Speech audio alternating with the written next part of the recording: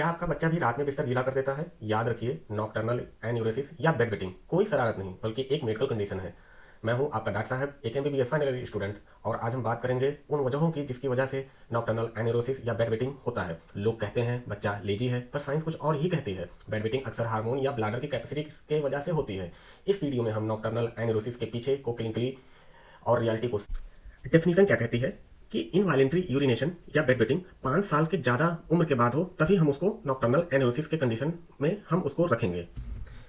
Epidemiology क्या है? ये मेल्स में ज़्यादा होती है और फीमेल्स को कम अफेक्ट करती है। अगर पेरेंट्स में किसी एक पेरेंट्स को पहले ये शिकायत रही है तो बच्चे में होने की शिकायत ये 44% 44% हो जाती है। अगर दोनों पेरेंट्स अफेक्टेड रहे हो, पहले कभी उनको नॉक्टर्नल एनोरोसिस की बीमारी रही हो बचपन में, तो बच्चे में ये बीमारी होने का संभावना 77% तक हो जाता है।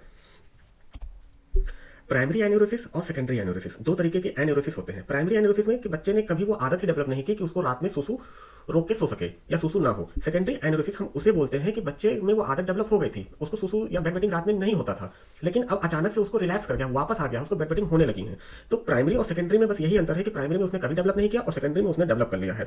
सेकेंडरी के कॉज जो होते हैं वो बीमारी की वजह से होता है, लेकिन प्राइमरी का जो कॉज होता है वो आदत की वजह से होता है। अब सेकेंडरी का कॉज का जो एग्जाम्पल है, जैसे उसको हो सकता है डायबिटीज हो या यूटीआई हो, यूरिनरी ट्रैक इन्फेक्शन, या स्ट्रेस की वजह से ऐसा हुआ हो। देखो, फर्स्ट लाइन मैनेजमेंट क्या है? लाइफ स्टाइल चेंज और मोटिवेशनल थेरेपी हम इसमें करते हैं। हम कहते हैं कि बच्चा जल्दी खाना खा ले, शाम के बाद कोई फ्लूइड इंटेक ना करे, शुगर या कैफिनेटेड प्रोडक्ट को तो बिल्कुल ही ना ले, जैसे कॉफी और सोडा, और ये भी इंश्योर करते हैं कि बच्चा सोने से पहले अपना ब्लैडर वाइट कर ले, मतलब सुसु कर ले या बाथरूम चला जाए और कंप्लीट अपना ब्लैडर वो कर ले।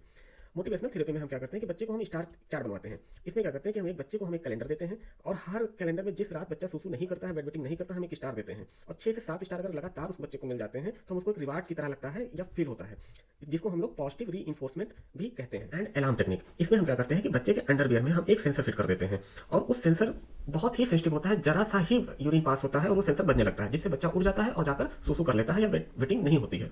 ऐसे धीरे धीरे धीरे धीरे करते करते बच्चा क्या करता है कि एक टाइम ऐसा आता है कि बच्चा बिना अलार्म बजने के पहले ही उड़ जाता है और उसकी आदत ये डेवलप हो जाती है। देखिए, ये एक बिहेवियरल थेरेपी है और ये ऐसे ही डेवलप होती है। बच्चे का दिमाग अभी उतना डेवलप नहीं होता है, धीरे धीरे जैसे उसका दिमाग डेवलप होता है आदतें डेवलप होती हैं, बेड वेटिंग की आदत छूट जाती है। तीसरा है हमारे पास दवाइयों से हम कैसे ट्रीटमेंट करते हैं, फार्माकोथेरेपी क्या देते हैं। तो 3 ड्रग है हमारे पास, इमाप्रिन, डेस्मोप्रेसिन और आर्जिब्यूटिन। देखो, डेस्मोप्रेसिन जो है वो हम इनहेलेशनल रूट से तो बिल्कुल ही नहीं देंगे क्योंकि बच्चों में बहुत ही ज़्यादा साइड इफेक्ट है उसके। अब कुछ की टेकवेज है। रिलैक्स रेट्स क्या है? देखो, फार्माकोथेरेपी अगर आपने अकेले चलाया तो बहुत ज़्यादा रिलैक्स करेगा बच्चा, लाइफ स्टाइल बहुत कम रिलैक्स करेगा। अगर आपने दोनों का कॉम्बिनेशन दे दिया, लाइफ स्टाइल और फार्माकोथेरेपी का, तो रिलैक्स रेट और भी कम हो जाता है। Thank you.